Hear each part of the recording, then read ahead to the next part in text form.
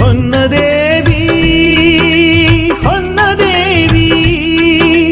ಸತ್ಯದ ದೇವಿಯು ನೀನೆಂದು ನಂಬಿದ ಜನಕ್ಕೆ ನೀನೇ ಬಂದು ನಂಬಿದ ಜನಕ್ಕೆ ನೀನೇ ಬಂದು ನಿನ್ನಯ ಹೆಸರು ಆಗಲಿ ಸಿಂಧು